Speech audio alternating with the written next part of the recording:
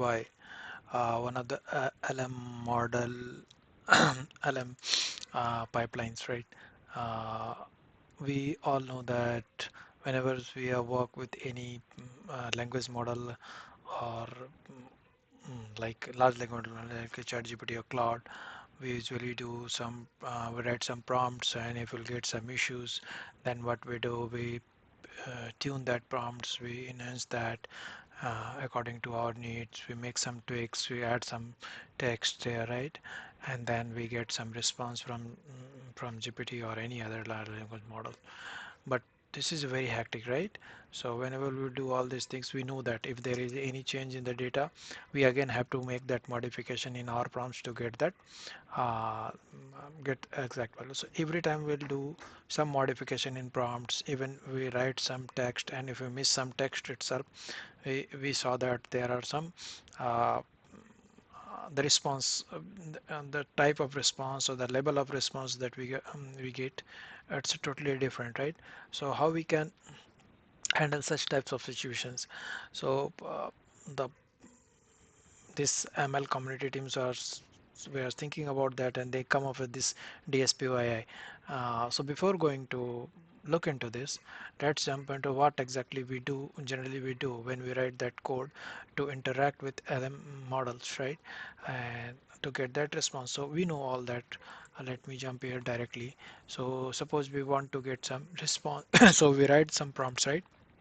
As a user, we can send that one prompts to get some response, and we get the response in this format, right? Response versus message content and stripes, and we set that prompts. And when we'll say, suppose we want to get some classifications on the basis of whatever the request that we are sending. Suppose we are sending some request like I love this flower, so it means that there is some positive sense, right? So we want to classify that. So in that case, we'll have to write this way. But again, if some more changes are there, if the context get changed, we'll have to again make that modification in our prompts. So like here, if we'll go here in the example, so like you can see the context that we are sending, it's a company profile. So the company policies, we have one line here for the company policy, like employee may work remotely up to 3 days per week. Here have some details about the vacations. Employee will get 20 days paid vacation for the years. Health benefits that they can get it, a medical, dental and vision coverage is also offered, and the location of that particular location. So when we say that, okay, I want to classify that in the case of policies, benefit, location, vacations and others, right? So whenever there will be any users will ask the questions, on the basis of that we'll have to classify that, and the context will be same, right?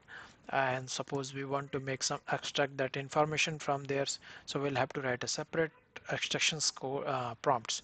Suppose we want to get some more relevant information, some more generic information, or some level, other level of information, then we'll have to again write that answer. Like here, if I want to classify that, what exactly, let me show you here direct questions. So these are the some questions that we are sending. How many days can I work from home, right? So how much vacations do I get?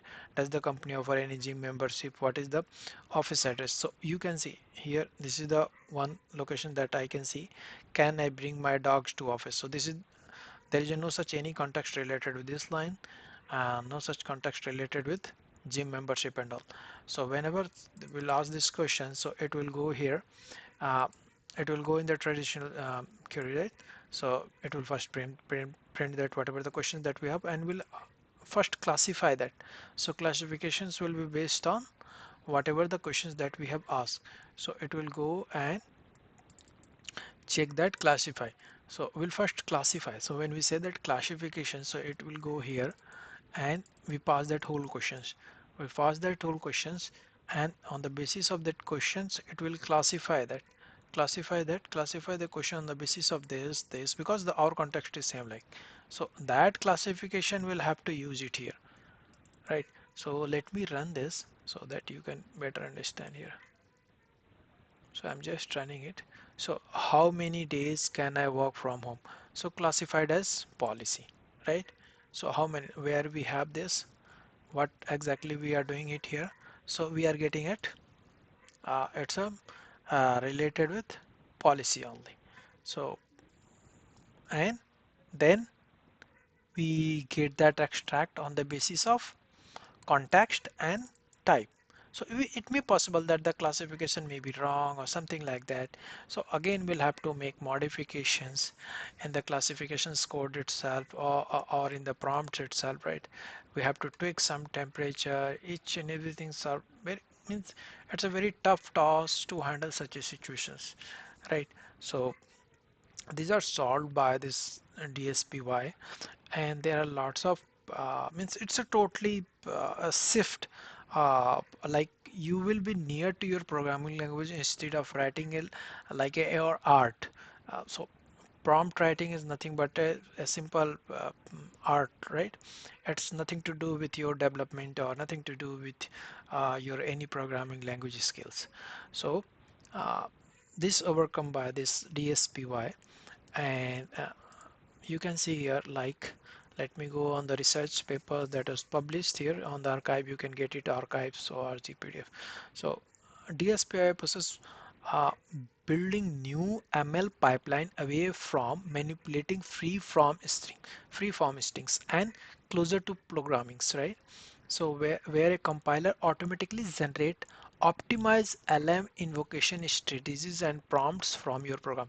So what exactly they are saying it like, we have to give some details, a structure, and from there itself the DSPy compiler will generate the prompts for language models. So we don't have to handle all this. We don't have to handle the prompts and all. We'll have to write our code, general code, right? So it's a very good for all the developers, right, who face lots of issue while fetching those details from, suppose we have a huge set of context, we want to get some details from there. So what we usually do, we write some text that you are very generic in this sections, you have to handle. Then we provide some context, we write some examples and all. Then on the basis of that, language model understand it, and if there is any change, we have to make that modification uh, in the prompt itself. So prompt writings, we can go with a simple context like a zero shot, or we can go with a few shots where we'll give some or one shot means one examples, we can send it as a prompts. When we say that one shot, like we can give us some one examples, and a few shots we can give us some more examples as instructions to the language model, so that we can get a more relevant information. So DSPy is basically is a based on the PyTorch. So here you can see it's a PyTorch abstractions, right? So it's a programming model. So they are saying like a DSPy is a programming model. So we will go through this. We'll try to understand how exactly it's they have built. So they are saying that, okay, let's understand what is the benefit of using. So whenever we'll do all these prompts writing, we try to face those details uh, from our language models. So we can see here like without handcrafted prompts, okay, and within a minutes of to 10, compilation composition of DSPy models can raise the quality of simple program from 32 to 82. It's a very huge, right? 32 to 46 for GPT 3.5. So you can easily understand that, okay, it's a trying to improve our response, uh, and with the simple this DSPy models, when we'll use this, so it will handle all this for us, right? And it will work behind the scenes. So you can go through all this. I'm not going to explain what exactly they are doing it here, but you can go on this paper archive and understand that whatever that is. I will show you how exactly it will work, how we'll have to write. So like, let me show you this is the one prompt engineering images that I have generated it. Uh, like a leaky board, you can see through the chat GPT itself I generated it. So it's like a prompt engineering through it's a leaky board, right? Whenever I will write a simple programming, simple prompt writing, so it could be a leaky because of the bad wording or adding details while writing the adding details. it's a chance that we'll get a bad response, or it could be format issues or the context issues. So this type of issue we will always get. So so how we handle those situations, we do the trial and error basis, we test with the data, right? While passing it to LLM, we get that some response, then we tweak it, then again we do it, and all these are very static. I mean, everything will have to write it will be a very hard coded, right? So it's a not a level of programming, but it's a totally a different approach. So all this traditional approach we do, but the thing is the DSPy will do on behalf of us whatever that we write in a very standard way. We don't have to care about that, about all these prompts writing art, right? So you can go through this my medium blog. So yeah, so here you can see how this fixes leaky board issues. So it's a declarative modules, parameterized learning. I will go through this all, right?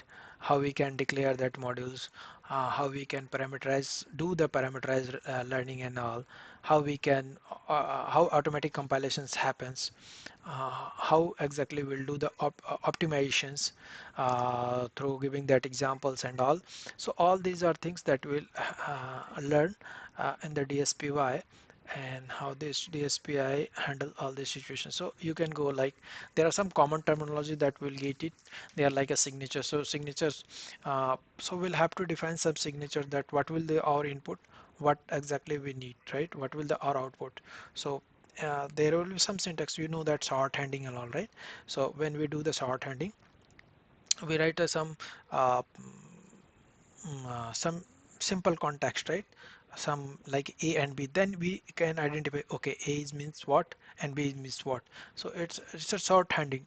So that is a signature, and through that signature, DSPy compiler is the understand that, okay, this is the input and that is the output. So how exactly we'll have to handle it. So what exactly it's doing it, signature define the input output contracts for your AI modules using natural language. So we pass that, it will understand that what will the input and what will the output, and signature will be something like this. So this will be the input part and this will be the output part. So we will see all this. Similarly, we have a predict. So predict is a simple modules, it performs a direct input output transformation. So it will do what exactly it will do. So it will take the signatures, so definitions, how exactly we are looking uh, uh, through the context or through the inputs, and what will the output expectation that we can get. So from there itself it will generate some prompts. So first of all, it will understand from signatures what exactly uh, what are the input and what are the outputs. Then it will generate some prompts which we do manually right now, and then we'll call the LLM, and the LLM will give some response and pass into the same format that we are expecting through our signatures, and that return that response as a predictions. So and so this is a simple uh, predict model. So there is another things that we have on the DSPy is the chain of thoughts. So you guys already know about that, what is the chain of thought. So it's a basically a reasoning. So whatever the inputs that we are providing, so on the basis of in the signatures, so it will go and check and try to improve, and in the multiple steps, like add, let's think step by steps and understand that, and it will include the reasoning behind that and understand that reasoning, and then it will apply and go to that LLM and get that response as per our signatures. Similarly, retrieve. Retrieve basically it will fetch the details from the documents and then and give it to us. So these are some common steps that we have. Bootstrapping again, that is, you can see here is a display learn from data without manual examples. Uh, so we have to provide it as some steps that what as examples, and then it will understand, trace that value and store somewhere. So all these things you will go through it, and this is a very 1 or 2 minutes. Uh, you can easily learn it, what exactly you can at least get a very high level views what exactly going on. So let's first go here.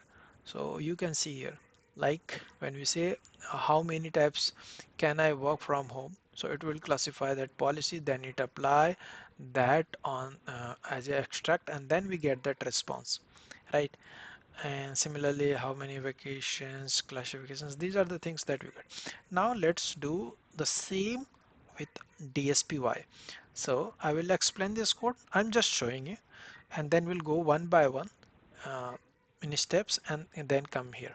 So uh, this is the same context that we are providing it. This is the signatures that we already discussed about. This is the classification signatures that we are saying, and the signature what we are saying like a questions and the type. So it will classify as a type that we already saw in the previous this manual process. So we are saying that this will the type, and the type will be the updated fields, and these are the literals. So we know that policy, benefit, location, vacations, and others, and these are the descriptions that we have. And we say that okay, in the init we inheriting from we are using it as super, right, in the base class. So model is a base class for us, and classify we are saying that okay, give me that value. Predict means it will give the response. It will generate that um, prompts on the basis of that signatures details, and whatever the questions that we will get, it will generate that prompts, ask that LLM, get the value. So in this case it will get that classifications. Once we'll get that classifications, now the steps that we are doing it, we are applying a chain of thoughts. Chain of thoughts will do in the step by step uh, understanding that what exactly the user is looking. So what are the input for the chain of thoughts is the context. So and it will fetch the relevant information from that. Whatever the input that will pass from this context, it will get the relevant information by looking this process, chain of thoughts process. So it will get that extract. Once we'll get that extract, then what we are saying it okay, now we have extract informations. Now create another signatures, and in this we will pass this relevant information. User will ask these questions and will get that answer. So once we'll get that answer, we'll pass this answer signatures here to apply the same thing and get that response. So this is the definitions that we have passed now. And as I said that it's a totally PyTorch uh, based coding. So you can see here now what I am doing. Once we'll call this class, this will get executed. Once this will get executed, then it will call this self dot classify. Once you will call this self dot classify, will pass that questions, and through that we'll get the type. Similarly, once we'll pass that context, we'll get that extractions.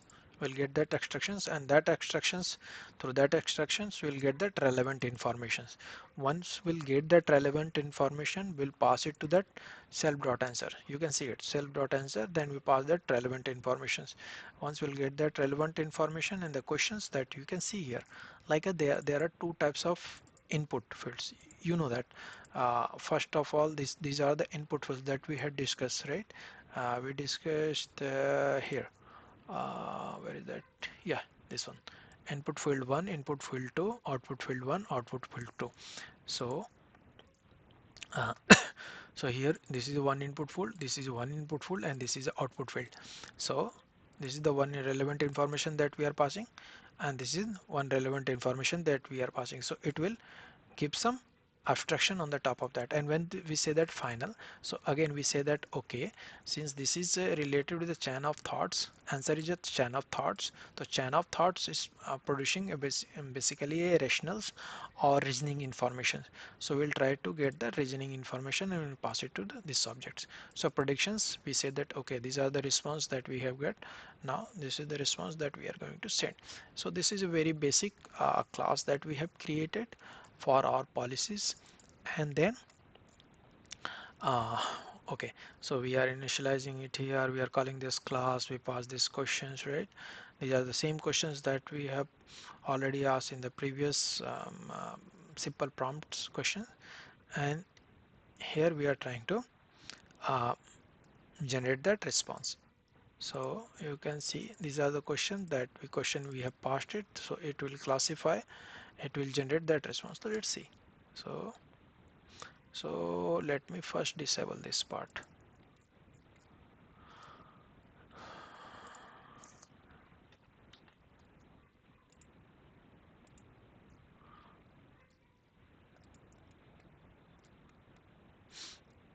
So it will first compile this class, then it will call this class. Once we'll call this class, what is doing it here?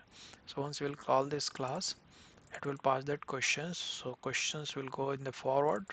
So as I said, it's a PyTorch code. So it will go to that questions, then it will classify. Classify definition will get it from here, and classification signatures that we have already defined it in the class itself. So it will go and give their predictions on the basis of that signature. So so we got that signature value and we'll responses. So let's see.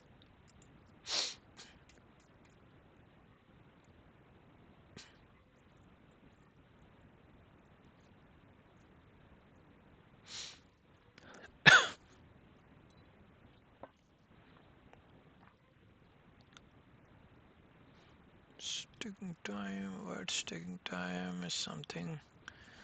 Maybe I was,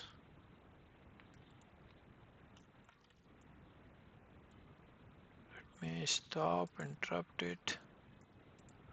There is some other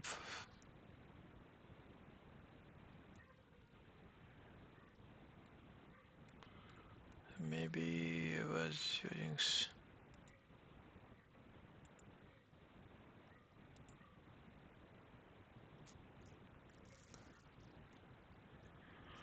I don't want UI and we are passing a question. This is the input and this one is the output, right?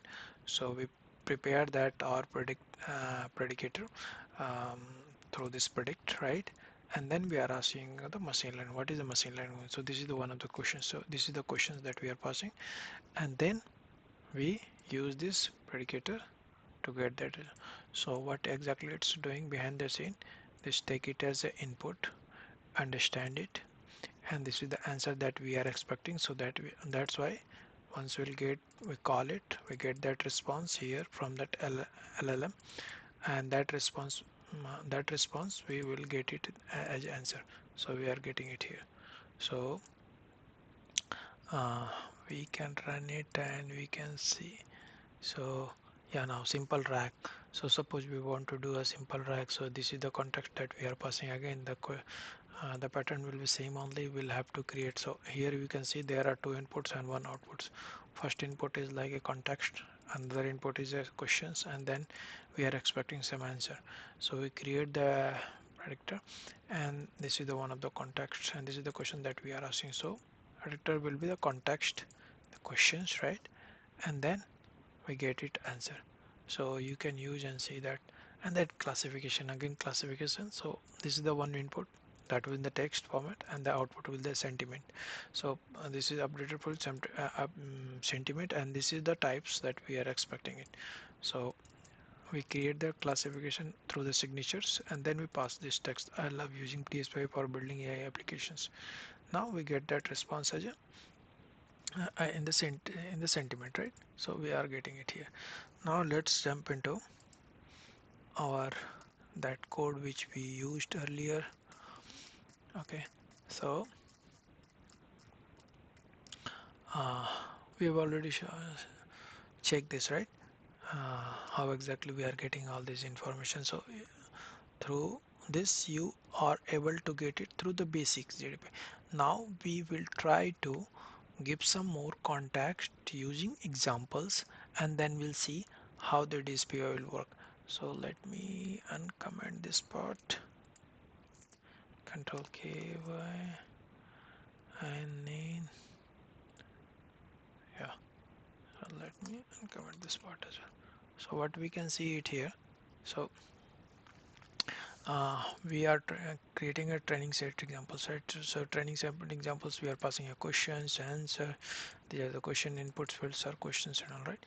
So then what we are doing it, we are using bootstrap few sorts. You know that we'll have to pass this some sorts of examples to that our through that our teleprompts, and then it will understand that what exactly the prompts have to be created, and through that it will give some more accuracy with respect, like we do with our normal traditional prompts writing. We pass some prompts, right, instructions or some examples. Similarly, we are doing it the same way, but in a more standard way, like a programming language. So we are uh, we are passing it matrix. So what is the matrix? Matrix is basically what we are saying. We are actually compare what is the ground truth and what is the predicted value that we will get. So what is the prediction value that you can see it here?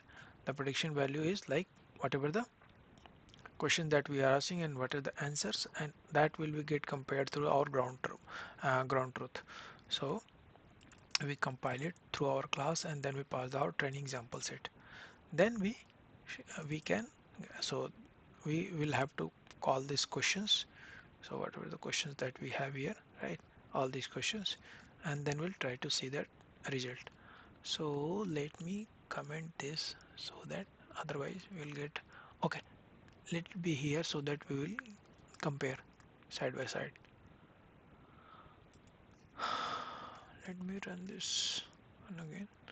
So you can see the first one through without any example, right, without any bootstraps. So now you can see here a bootstrap examples, so where we are passing some examples, and then we can see that through the questions, how many days can I work from home. So you can see employee may work from home up to 3 days per week, and now you can see the exam response here. How many days can I work from home? Answer, you may work from home. And these are the things that we are also getting. These are the things that we are getting through the wish. So this way we can make it more, uh, we can give some more accuracy in our response by providing some examples, and through that examples it will easily understand and give some response. So now let me go to this part. Okay, now the same questions, but in the sense of classification. What exactly, um, whatever the question that you will ask, it will get it will classify. So we are creating one chain of thoughts where this is the input field and this is the output field. So we are providing some training set as an examples, right? And yeah, these are the questions that means I'm enumerating it here, and to understand what are the values that we have passed it in the training set and displaying it here. And this is the matrix that we already discussed about. So it will compare to the predicted value and the ground truth, and then it will give the response as a true value or false value. And this is the bootstrap few sorts, again is the same examples. We compile it through our training data, right? And now you can, okay, this is the one thing that I have used here to save our response. uh, Means whatever that we have compiled it as an means through that examples we optimize it, and optimizer we want to save it. So once we'll save it, we can directly, instead of writing every times the same thing, we know that what are the value that we'll get through the optimizations. So we can save it and later we can use it. So I have saved it here in the optimizer categorizations, and then this is the test case uh, test part that we will pass and get some response, and later we will use a saved optimizer. So but let's see what is the output here. Okay, now you can see this is the sample example that we have passed, which is nothing but this one, right? And now this is optimized through optimizing through bootstrap few sorts. So all the 10 examples that we have already trained it, bootstrap 10 full traces after 9 example for up to 1 rounds. Okay, and now we can see testing optimizer classifier text. This is emerging positive, this is negative, this is negative. Now through the saved data, so we can create a chain of thought through the classification. Again, it's the text and sentiment. I'm not going to we don't have to again retrain, sorry, re-optimize, because we have already optimized and saved it there. So we can directly load through this JSON data, and then we can ask to classify. So you can directly see it here. Okay, this is the negative. Okay, now as you know, like a LangChain, we have some React agent, right, where we we can directly call some tools through the React. Here you can also get a React agents and that you can later use it. But I just want to show you how exactly we can use. So we have one tool like we have one functions where we're trying to get some weather example weather, and this is the search web.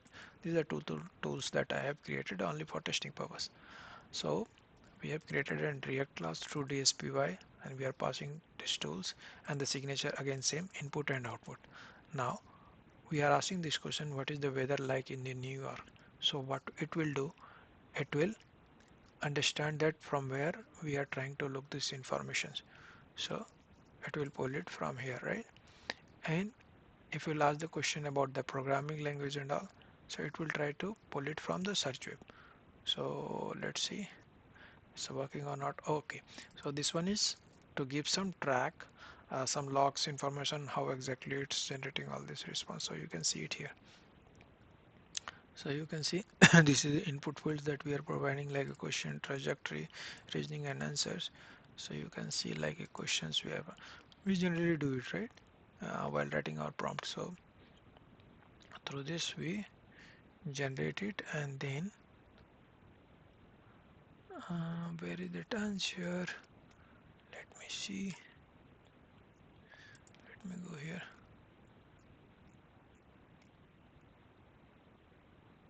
Okay. So you can see I attempted to fetch the New York using, but there's some issue. I will have to trace it, but this is the way that you can check. And similarly, I'm sorry, agent results, New York City, some issues are there, so I need to check it again.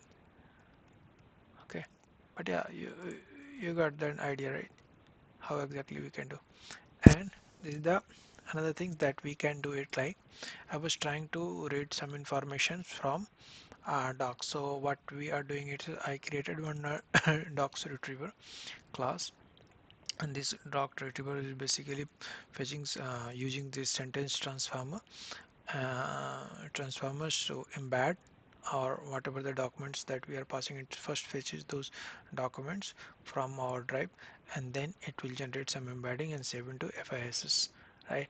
And then we use this FISs later while querying it. So you can see it here. So this is the class that we have created, and we get some passes as a predicted values, right? So now we pass this as a retriever, and then we create a simple rack, nothing more than that, and we are asking the questions about that particular doc file. So you can say we can provide some uh, rack over the top, over the docs, and through our chain of thoughts process. So this is the way that you can do, and this is the complex part that I had created. So let me go through this. So this is the one class complex pipeline that I created, and what exactly this complex part is doing. It's using the same retriever that I was talking about. So it will go fetch those details from docs, updated FISs, then it will analyze, and then once it will analyze, it will pass that analyze part into the into this verify, and in verify what we'll expecting it is valid or not, and then inside this verify we'll get this invalid. If it is valid, then it will apply the question uh, chain of thought process through this context, and then whatever the question that user will ask, it will go and apply that. So like you can see it here, we are passing these questions, right? We get all these details, and then we will use it somewhere. So let me execute this class. Okay, let's get executed. Now I'm trying to take some details. So what I'm doing it here, I pass this, I created some retriever, and then we passed it as a retriever in the complex pipeline. Let me see. Yeah, retriever is one of the object. So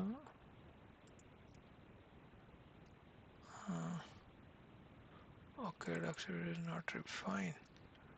Did I execute it? Okay, no. I have to execute this as well.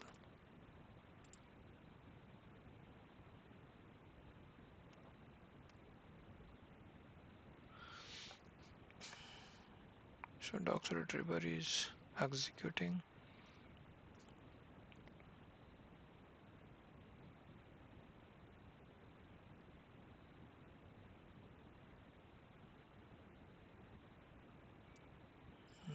Some more minutes. So it's really very good tool. I will say we can use it.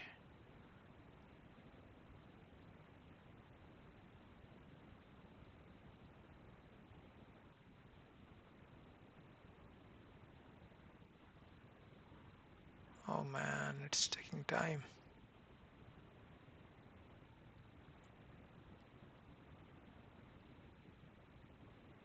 I will suggest whenever you guys are doing it, do it on your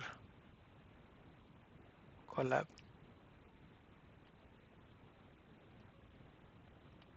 Maybe there is some issue with FISS. Maybe I'm not sure.